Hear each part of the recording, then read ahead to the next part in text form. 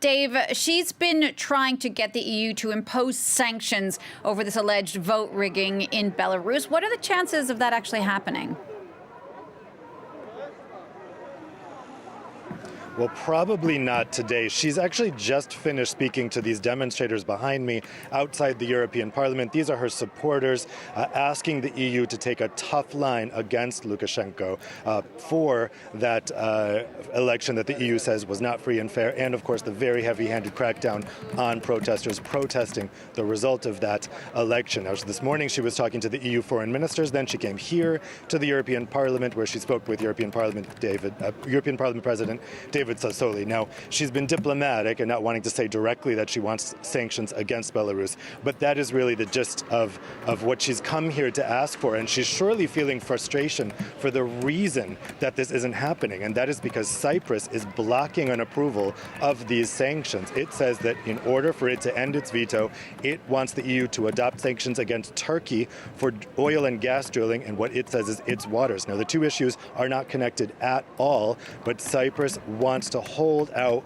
approval of this in order to get the EU to act tough on Turkey. What they're essentially asking for is that the issue be delayed until an EU summit happening here in Brussels with prime ministers and presidents, which is dedicated to Turkey. They want this issue to stay open until then so they can use it as a kind of bargaining chip. But countries in the EU, particularly countries in Eastern Europe, are saying we don't have time. The EU needs to show strong solidarity with the Belarusian opposition and put pressure on Lukashenko now. We can't wait 3 days. This type of thing is exactly what Commission President Ursula von der Leyen was talking about in last week's State of the Union address, when she decried the need for unanimous approvals of all EU countries for any foreign policy decision, saying that needs to be changed to qualified majority voting. This is a case in point about the type of thing she's frustrated with. Dave, what other tools does the European Union have in its toolbox, so to speak, to put pressure on Belarus, if not via sanctions?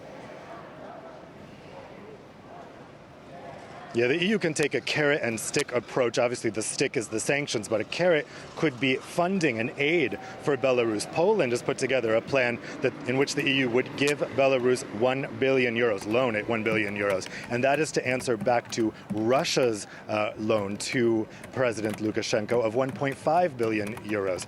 The Eastern European countries, particularly Poland and Lithuania, which share a border with Belarus and also share a common history, want the EU to really show its support financially as well. This is turning into another battle similar to what we saw in Ukraine, where the country is kind of torn in two between Russia to the east and the EU to the west. And of course, the situation in Ukraine unraveled to a war in the country's east and the annexation of Crimea. The EU is eager to avoid a repeat of that, but also wants to show its support to Belarus and stand up to Russia for what is seen as meddling there. Of course, there are other voices here in Brussels that say, look, Belarus is properly part of Russia's sphere of influence.